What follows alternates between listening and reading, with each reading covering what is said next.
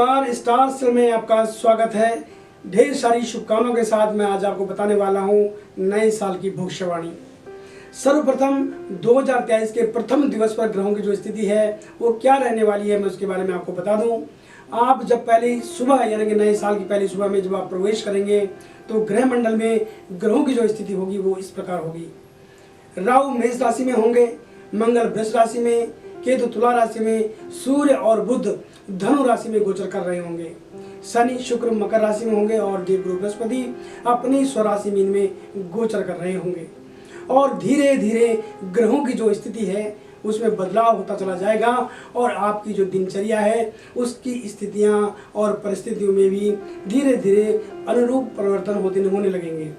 साल 2023 के सामान्य वार्षिक फल के रूप में बात करते हैं धनु राशि के बारे में।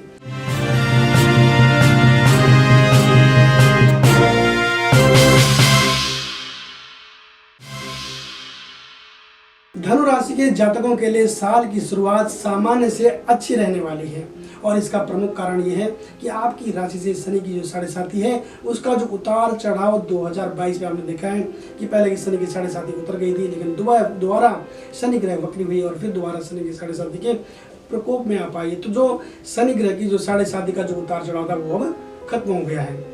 समस्त कार्यों के जो परिणाम हैं वे अब आपको समय से मिलने लगेंगे। ऐसे में आपको मैं सलाह दूंगा कि मन में शांति रखते हुए बढ़िया सी नीति बनाकर कार्यों का विस्तार करने के बारे में अगर आप सोचते हैं तो निश्चित रूप से आप लाभ उठा पाएंगे। व्यापारिक वर्ग काम का विस्तार कर सकते हैं और निवेश पहली तिमाही की बात करेंगे तो बहुत अच्छा रहेगा। वक्त के साथ चलें और ईमानदारी से काम करते रहेंगे तो निश्चित रूप से परिणाम आपके अनुकूल होंगे। मई के बाद स्थितियां धीरे धीरे अनुकूल होती चली जाएंगी। प्राइवेट नौकरी वाले जातक भी जो है वो दूसरी छमाही से लाभ प्राप्त करेंगे। व्यापार के विस्तार की अगर मैं बात करूं तो व्यापार के विस्तार में समय जरूर लगेगा, परंतु आप अपनी साख मजबूत बनाने में कामयाब रहेंगे।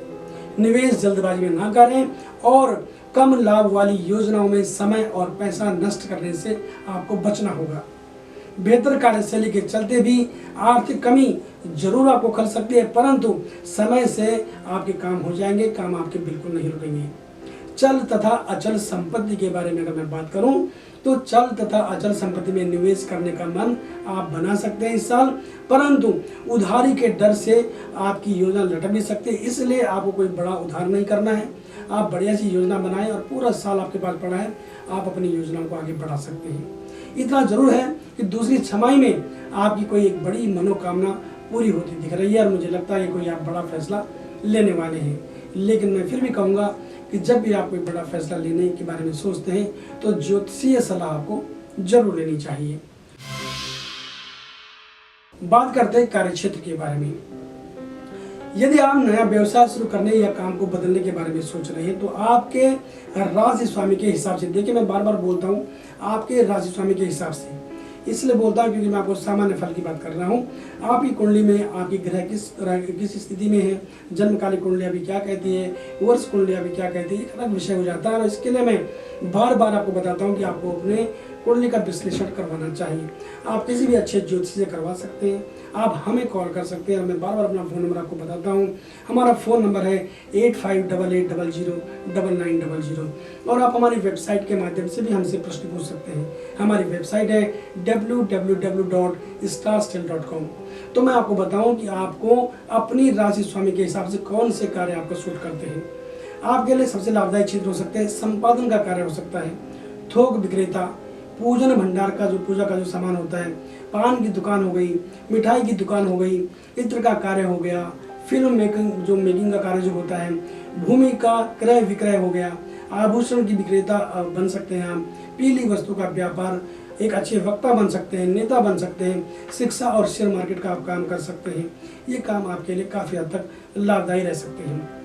और जैसा कि मैंने आपको कहा कि आपको अपने निजी ज्योतिषाचार्य से या आप हमसे भी बात कर सकते हैं। अपनी कुंडली का विश्लेषण करना आपको नहीं भूलना है, तभी जाकर को आपको कोई भी बड़ा डिसीजन, बड़ा निर्णय आपको लेना है। अब मैं बात करता हूँ आपके प्रेम प्रसंगों के बारे में।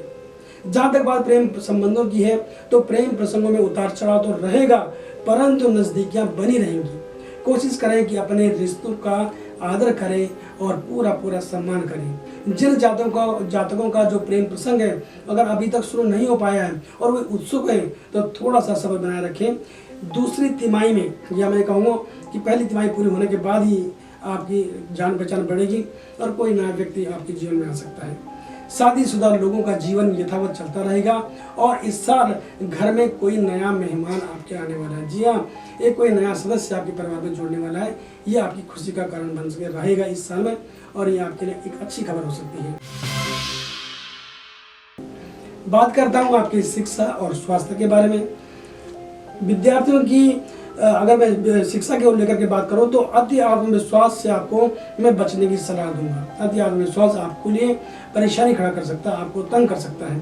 कड़ी मेहनत अगर आप करते हैं तो आपकी जो सफलता है वो निश्चित रूप से आपको प्राप्त होगी और प्रतियोगिता परीक्षाओं को आपको हल्के में लेने की बिल्कुल जरूरत नहीं है। आप जब भी प्रतियोगिता परीक्षा में शामिल हो तो बड़े आत्मविश्वास के साथ हो, निश्चित रूप से परिणाम आपको अनुकूल प्राप्त होंगे। मनपसंद संस्थान में जाने का जो अगर आपने सपना बनाया है, सपना देखा है तो निश्चित रूप से वो पूरा होता हुआ 2023 में दिख रहा है। सेहत के हिसाब से समय अनुकूल रहेगा, परंतु कुछ चीज़ों को लेकर के अगर मैं बात करूं तो वो आपको कुछ छोटी छोटी चीज़ें बीच में हो सकती है साल के बीच में, जिससे मानसिक तनाव या फिर आलस्य जैसी चीज़ें आपके जीवन में आ सकती है। इसलिए आप अपने स्वास्थ्य को नज़रअंदाज न करें और बेहतर होगा कि अब आप 2023 में आप जो है शुरू में ही आप एक संकल्प लें और अपने दिनचर्या को सेट करें। नमस्कार।